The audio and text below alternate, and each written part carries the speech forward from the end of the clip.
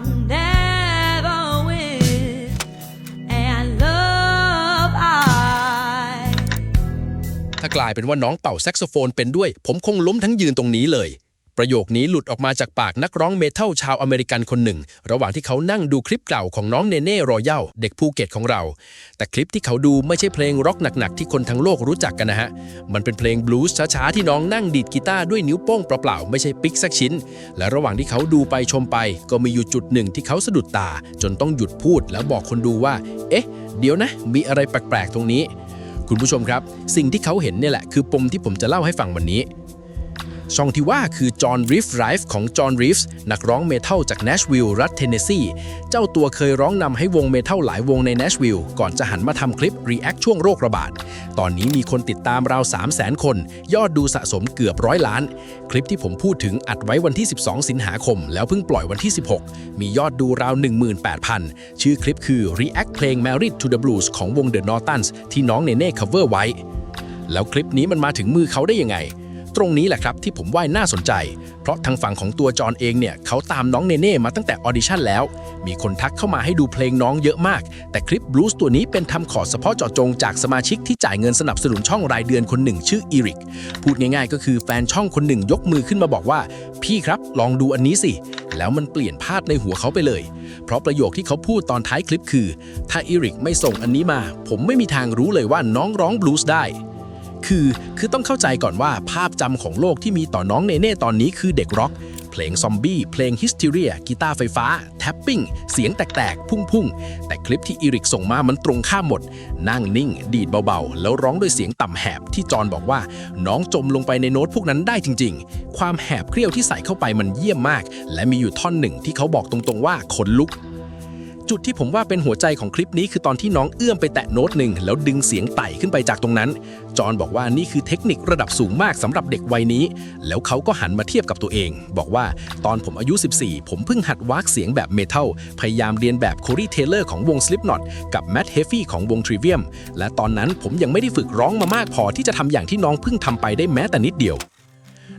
อันนี้ต้องขยายให้ฟังหน่อยนะฮะเพราะมันสำคัญกว่าที่หลายคนคิดในวัยรุ่นตอนต้นเนี่ยกล่องเสียงมันกำลังเปลี่ยนรูปอยู่ของเด็กผู้ชายเปลี่ยนแรงแบบพลิกทั้งบ้านเสียงแตกเสียงพราเป็นเรื่องปกติส่วนของเด็กผู้หญิงเส้นเสียงจะยาวขึ้นแต่ไม่หนาขึ้นเท่าตำราด้านการสอนร้องเพลงบอกไว้ว่าช่วงนี้เส้นเสียงมักปลิดไม่สนิทเลยมีลมแทรกออกมาเป็นเสียงแหบๆธรรมชาติประเด็นคือครูสอนร้องหลายสำนักเตือนไว้เลยว่าอย่าปล่อยให้เด็กผู้หญิงไปนั่งแช่อยู่แต่ในย่านเสียงต่ำเพราะช่วงนี้เสียงยังไม่นิ่งไม่ควรวัดกันที่อายุต้องดูว่าเสียงเดินมาถึงระยะไหนแล้วทีนี้คุณผู้ชมลองนึกภาพตามนะครับสิ่งที่จอห์นทำตอน14คือการตะโกนใส่ลำคอโดยไม่มีคนคุมส่วนสิ่งที่น้องเนเน่ทำในคลิปนั้นคือการค่อยๆวางเสียงลงไปในย่านต่ำแล้วเติมความแหบเข้าไปแบบมีปริมาณไม่ใช่เปิดก๊อกทิ้งไว้มันคือคนละงานกันเลยงานหนึ่งคือเหยียบคันเร่งจนสุดอีกงานหนึ่งคือประคองรถลมเนินโดยไม่ให้เบรกไหม้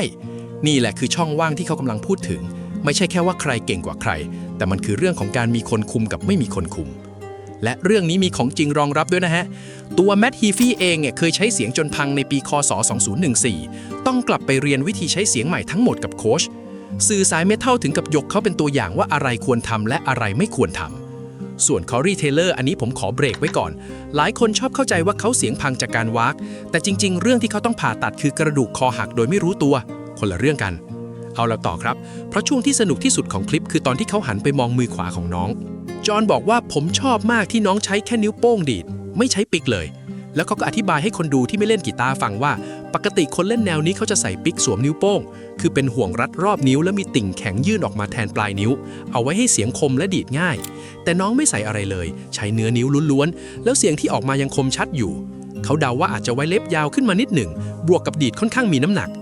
จุดที่เขาชี้ต่อคือนิ้วโป้งดีดสายเบสอยู่ข้างล่างส่วนอีก2นิ้วเป็นอิสระไปสอยสายบนได้ตามใจพูดง่ายๆก็คือมือขวาข้างเดียวทำงาน2อย่างพร้อมกันคุณผู้ชมเห็นภาพไหมฮะถ้าใช้ปิกแผ่นเดียวมันเหมือนมีไม้จิ้มอันเดียวติดอยู่ที่มือจะเอาเสียงต่ำก็ต้องปัดลงไปจะเอาเสียงบนก็ต้องยกกลับขึ้นมาสายที่อยู่คนละฝั่งจะดังพร้อมกันไม่ได้แต่พอเป็นนิ้วเนี่ยมันเหมือนมีหลายมือนิ้วโป้งย่ำจังหวะเดินอยู่ข้างล่างไม่หยุดขณะที่นิ้วอื่นแทรกทำนองเข้าไปข้างบนเสียงมันเลยแน่นเหมือนมีคนเล่น2คนในสายกีตาร์บลูส์กับแจ๊สเนี่ยมีตำนานอย่างเวส มองโกเมอรี่ที่ใช้นิ้วโป้งเปล่าทั้งชีวิตแกเคยพูดเองว่าชอบเสียงจากนิ้วมากกว่าแต่ชอบความคล่องของปิกมากกว่าและแกเรียกได้แค่อย่างเดียว รวมความแล้วสิ่งที่จอห์นกำลังบอกก็คือน้องไม่ได้แค่ดีดเพลงให้ถูกโน้ตแต่น้องกำลังคุมสมดุลระหว่างเสียงเดินข้างล่างกับทำนองข้างบนไปพร้อมกันทั้งที่ปากก็ร้อมอยู่ผมทิ้งไว้ตรงนี้ก่อนนะครับเพราะยังมีอีกอย่างที่เขาสังเกตเห็นแล้วอันนั้นแหละที่ทำให้เขาต้องกดหยุดคลิประหว่างดูไปเรื่อยๆจอห์นบอกว่ามันมีบางจุดที่สะดุดตาจนรู้สึกว่าเอ๊ะเดี๋ยวนะแล้วพอเขาเพ่นลงไปที่ตัวกีตาร์ปุ๊บปรากฏว่ากีตาร์ตัวนั้นไม่ได้เสียบสายแจ็คอะไรเลยเขาเลยสรุปให้คนดูฟังว่าภาพที่เห็นเป็นการเล่นของน้องแน่นอนไม่ใช่ของปลอมแต่มันน่าจะไม่ใช่เทคเดียวกับเสียงที่บันทึกไว้เผื่อใครสงสัยวิตายพอเรื่องนี้หลุดออกมาคนที่ตามคลิปเก่าๆของน้องมาก็ต้องยกหูขึ้นฟังทันทีเพราะคุณผู้ชมคงจำได้ว่าเสน่ห์ที่ทำให้ต่างคาดยอมน้องเนเน่แบบไม่มีข้อแม้คือเรื่องที่คลิปเก่าๆของน้องมันเปลือยต่อสายตรงเข้าแอมกล้องนิ่งตัวเดียวเล่นยาวจบในเทคเดียวมีอะไรก็เห็นหมดทีนี้พอมีคลิปที่ภาพกับเสียงไม่ได้มาจากรอบเดียวกันมันเลยเป็นคนละมาตรฐานกับที่คนคุ้นเคยแต่ผมมองแบบนี้นะอันนี้ไม่ใช่เรื่องเสียหายอะไรเลยและจอห์นเองก็ไม่ได้ตำหนิเขาแค่บอกไว้กันคนงง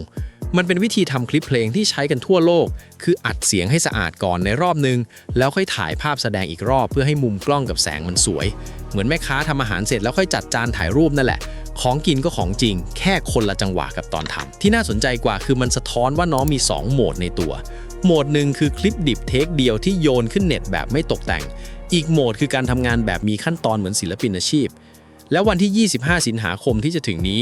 น้องต้องไปยืนในโหมดที่ไม่มีทั้ง2 อย่างเลยฮะคือขึ้นเวทีสดร้องกับเล่นพร้อมกันต่อหน้าคนทั้งหอไม่มีเทค2ไม่มีการอัดเสียงไว้ล่วงหน้าพลาดคือพลาดออกอากาศซึ่งพอดีเลยเพราะช่วงท้ายคลิปตัวจอห์นเองก็ขอถ่ายเรื่องนี้ไว้ด้วยเขาบอกว่าขอถ่ายเล่นๆว่าน้องจะเอาอะไรไปโชว์ต่อความเห็นของเขาคือถ้าอยากไปต่อให้ไกล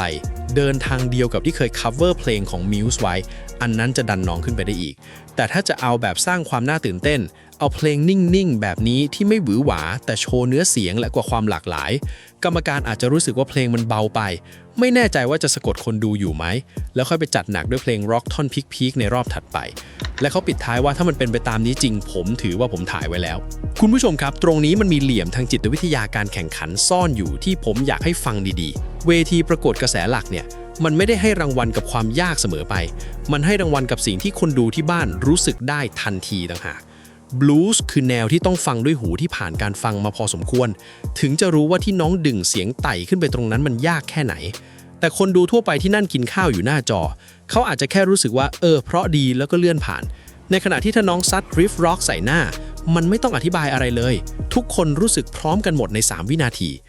แล้วอย่าลืมว่าคะแนนที่พาน้องไปต่อไม่ได้มาจากกรรมการมันมาจากปลายนิ้วคนอเมริกันที่กดโหวตอยู่ที่บ้านคนกลุ่มนี้เขาจำอะไรได้บ้างเขาจำสิ่งที่ตัดเป็นคลิปสั้นแล้วยังทำงานได้เขาจำท่อนที่ทำให้ขนลุกเพลงบลูส์ที่ค่อยๆก่อตัวไปเรื่อยๆพอเจอกรอบเวลาแสดงที่บีบสั้นมันจะโดนตัดหัวตัดหางจนเหลือแค่ท่อนกลางๆที่ไม่ได้เล่าอะไรเลยโอ้โหอันนี้แหละที่ผมว่าเป็นความเสี่ยงจริงๆไม่ใช่เรื่องว่าน้องร้องได้หรือไม่ได้แต่เป็นเรื่องว่าสนามมันเอื้อกับของแบบนั้นหรือเปล่าแต่ถ้าจะเถียงอีกฝั่งก็เถียงได้เหมือนกันนะฮะเพราะเวทีนี้ชอบเรื่องราวของคนที่ทำอะไรเกินตัวและการที่เด็กคนหนึ่งเดินออกมาเล่นของที่คนวัยเดียวกันไม่เล่นมันก็มีน้ำหนักของมันแถมมีอีกเสียงหนึ่งที่ค้านทางจรตรงๆด้วยคือทางฝั่งกรรมการที่ผลักน้องเข้ารอบเนี่ยเคยบอกไว้หลังเวทีเองว่าสิ่งที่จะพาคนไปรอบต่อไปคือการคุมเวทีไม่ใช่แค่ฝีมือซึ่งการคุมเวทีเนี่ยเพลงช้าก็ทำได้ถ้ากล้าพอที่จะยืนนิ่งและให้คนทั้งหอเงียบตามตอนนี้เพลงที่น้องจะเล่นยังอุบสนิทเจ้าตัวให้สัมภาษณ์ไว้เองว่าขอเก็บไว้ก่อนคนไทยเดากันไปหลายทางฝรั่งในคอมเมนต์ก็เดากันสนุกและคำถามที่ตัวจอนทิ้งไว้ท้ายคลิปก็คือถามคนดูตรงๆว่าคิดว่าน้องจะร้องอะไรก่อนจะฝากไว้ว่าให้ส่งต่อพลังบวกและใจดีต่อกันนับดูแล้วก็คือตอนนี้มีคำทายวางอยู่บนโต๊ะแล้ว1 ใบลงวันที่ไว้เรียบร้อยจากคนที่ดูมาทั้งสายเมทัลและสายบลูส์ส่วนคนที่จะเฉลยว่าใบนี้ถูกหรือผิดคือเด็กภูเก็ตอายุ16ที่กำลังจะขึ้นเวทีในวันที่ 25 สิงหาคมนี้ผมจะตามมาเล่าให้ฟังว่าน้องหยิบเพลงอะไรขึ้นมาและคำทายใบนั้นจะได้ขึ้นหิ้งหรือจะได้ลงตะกร้า